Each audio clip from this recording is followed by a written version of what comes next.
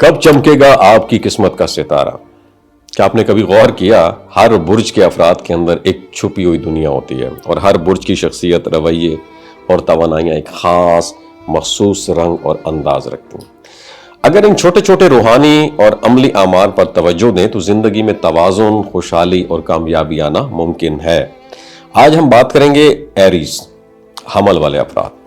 ہمیشہ زندگی میں آگے بڑھنے کی خواہش رکھتے ہیں، مگر کبھی کبھار تھکن یا ذہنی دباؤ انہیں روک دیتا ہے۔ صبح، دوپہر اور شام کھانے کے بعد 21 دانے کلونجی کے کھائیں اور یا واسع جل جلالہ یہ 313 مرتبہ پڑھیں، اور ہر عمل کے بعد بسم اللہ الرحمن الرحیم 7 مرتبہ اور درود شریف 1 مرتبہ پڑھیں۔ اور مزید دلچسپ بات یہ ہے کہ حمل کے لوگ، ایریز کے لوگ، اگر ہر عمل کے ساتھ ایک چھوٹی سی خوشبو یا لیموں کی چھلکی اپنے پاس رکھیں تو یہ ان کے دن کی توانائی میں 4 چاند لگا دیتے ہیں۔ یہ عمل نہ صرف صحت بلکہ ذہنی سکون بھی دیتا ہے۔ اس کے بعد سور کے بارے میں بات کریں گے۔ یہ جو سور والے لوگ ہوتے ہیں اپنی روزمرہ کی مصروفیات سے بچنے کے لیے کبھی کبھار الگ تھلگ رہنا پسند کرتے ہیں۔ زندگی میں وہ چیزیں جو ان کے مضبوط قبضے میں ہوں اگر چھین لی جائیں تو دوبارہ اٹھنے کی قوت بھی رکھتے ہیں۔ انہیں چاہیے کہ دودھ اور پانی ملا کر پئیں اور دل کے قریب کاغذ کے اوپر یا اللہ ہو یا ولی ہو یا والی ہو یا متعالی ہو یہ لکھ کر رکھیں۔ اور دلچسپ بات یہ ہے کہ یہ لوگ اپنی تخلیقی صلاحیتوں کو بڑھانے کے لیے کسی پرسکون جگہ بیٹھ کر چھوٹے پودے لگائیں یا چھوٹے باغبانی کے کام کریں تو ان کی توانائی اور تخلیقی طاقت بڑھ جاتی ہے۔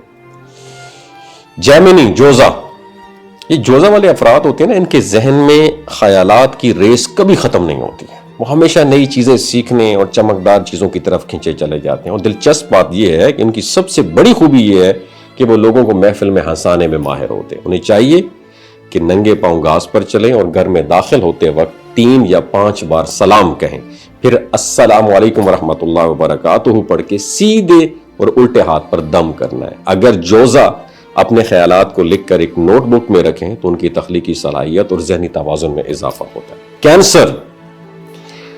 کینسر والے لوگ دوسروں کی شخصیت اور آنے والے حالات کو پڑھنے میں ایکسپرٹ ہوتے ہیں۔ انہیں اپنی توانائی متوازن بنانے کے لیے بارش یا آسمان پر دیکھتے ہوئے دل پر ہاتھ رکھ کے 11 مرتبہ یا حق المبین یہ پڑھنا چاہیے۔ اور مزید دلچسپ بات یہ ہے کہ کینسر والے لوگ چھوٹی فطرتی ایلیمنٹس جیسے پانی کے چشمے یا گھر میں چھوٹے پودے رکھ کر اپنی روحانی طاقت بڑھا سکتے ہیں۔ یہ چھوٹے چھوٹے عمل ان کی زندگی میں سکون اور روحانی تحفظ لے کے آتے ہیں۔ ورگو، سملا، ورگو والے جو افراد ہوتے ہیں نا یہ مشکل کام کرنے کا عزم رکھتے ہیں اور ناممکن کو ممکن بنانے کی صلاحیت رکھتے ہیں۔ انہیں مشورہ دیا جاتا ہے کہ پانی یا تیل پر دم کر کے تھوڑی مقدار بالوں میں لگائیں اور رات کو وضو کر کے سو جائیں۔